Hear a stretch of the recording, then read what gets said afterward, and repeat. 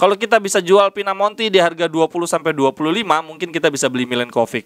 Tapi siapa yang akan dibeli lagi-lagi tergantung Pinamonti. Atau jual Casadei menurut gua nggak apa-apa sih. Kemarin Chelsea menawar Casadei di harga 8 juta, tapi Inter menolak. Inter maunya double digit. Terus ada opsi pembelian kembali.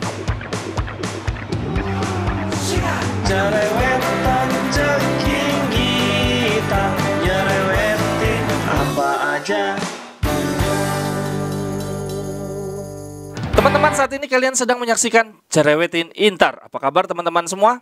Di hari Jumat ini gue mau update beberapa kabar. Yang pertama tentang Aslani. Di Gazzetta dello Sport dikatakan authentic love at first sight, ya, ada cinta pada pandangan pertama antara Inter dan Aslani karena Aslani bermain sangat bagus di pramusim. Bahkan di sini dikatakan already past Mkhitaryan in the hierarchies. Artinya Aslani sekarang ada di urutan pertama untuk pemain pengganti di lini tengah. Kalau musim lalu kan Vidal ya, kalau di babak kedua atau ada pergantian pemain tengah, Vidal duluan yang masuk. Kalau ada pemain yang kena scoring, Mkhitaryan, pemain scoring kayak Calhanoglu, Brozo atau Barella, pasti Vidal yang jadi opsi pertama. Nah, di musim ini kalau dari pramusim dikatakan bahwa Aslani sekarang sudah melewati Mkhitaryan di di hierarki. He is studying under Brozovic and has already convinced his teammates and technical staff. Jadi katanya si Aslani belajar langsung dari Brozovic dan sudah memuaskan teman-temannya dan technical staff. Luar biasa banget si Aslani. Dan bukan cuma itu, kalau menurut Corriere dello Sport, penampilan Aslani ketika uji coba kemarin lawan Pergoletese yang Inter menang 8-0 ya. Itu si Aslani bermain sangat baik. Nobody can believe that he is only 20 years old. Nggak ada yang percaya bahwa Aslani saat ini masih berusia 20 tahun karena bermain sangat matang. Tapi uniknya Marotta justru nggak terlalu memuji Aslani. Ketika ditanya what do you think about Aslani, si Marotta jawab he made a really good impression on us. Dia membuat impresi bagus, membuat kita terkesima, tetapi dia tidak memperlihatkan potensi yang besar. Dia belum memperlihatkan potensi yang besar. Kelebihan Aslani sejauh yang saya lihat adalah attitude-nya, kemudian hasratnya untuk belajar dan kemampuan dia untuk mempelajari hal-hal baru. Itu kalau menurut Marotta. Jadi ya mungkin karena kita awam kali yang lihat, hebat banget, gaya mainnya Brozo banget. Tapi kalau menurut seorang seorang pakar kayak Marotta, dia justru bilang bahwa yang diperlihatkan Aslani itu masih biasa aja.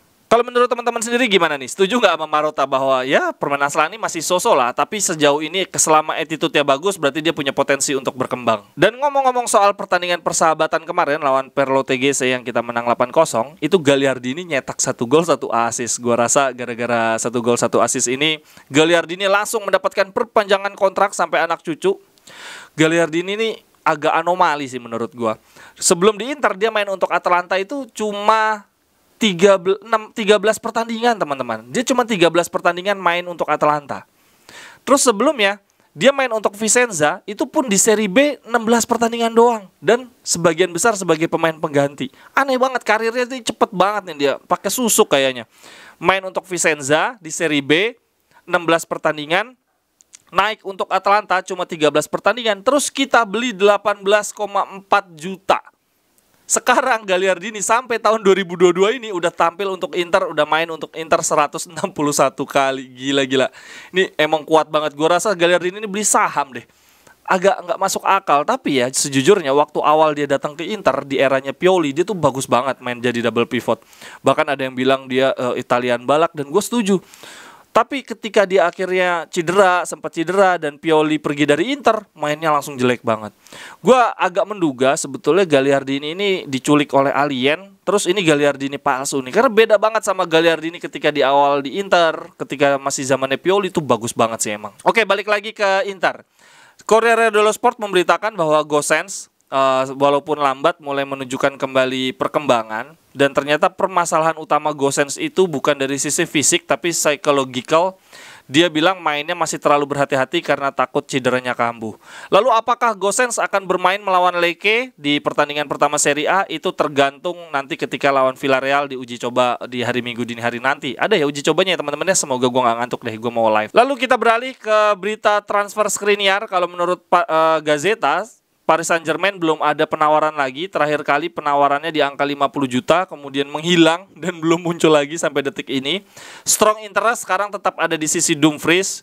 Chelsea menawarkan sekitar 50 juta, tapi kalau benar-benar ada penawaran resmi, Inter akan langsung ngambil dan mengalihkan perburuannya ke Odriozola dan Castagne. Kalau menurut Gazzetta per hari kemarin seperti itu. Berubah-berubah ya targetnya Inter, kadang ada yang Lazzari, kadang ada Singo. Ini ada Odriozola, sekarang Castagne lagi. Kalau menurut gue sih mendingan Singo aja deh, kalau nggak Lazzari kalau di sisi kanan. Ini komposisi formasi kita sejauh ini teman-teman. Setiap posisi punya cadangan berkualitas, hanya De Vrij saja yang belum punya.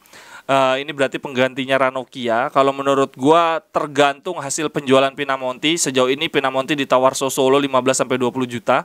Kalau kita bisa jual Pinamonti di harga 20-25, mungkin kita bisa beli Milenkovic. Tapi siapa yang akan dibeli lagi-lagi tergantung Pinamonti. Atau jual Casadei menurut gua nggak apa-apa sih. Kemarin Chelsea menawar Casadei di harga 8 juta, tapi Inter menolak. Inter maunya double digit. Terus ada opsi pembelian kembali. Saat ini Casadei sendiri berlatih bersama first team, sudah bukan bersama tim Primavera, dan dia siap untuk bersaing di lini tengah Inter walaupun sangat padat isinya, tetapi paling besar kemungkinan dia akan keluar entah sebagai pemain pinjaman atau dijual secara permanen. Tetapi Inter tidak ingin kehilangan Casadei sepenuhnya, oleh karenanya dia mencari tim yang menawar dengan double digit dan ada opsi pembelian kembali. Kembali lagi ke komposisi formasi kita musim depan. Kalau Dumfries sampai dijual, nah uangnya untuk membeli bek kanan lagi. Artinya kita gali lubang tutup lubang nih.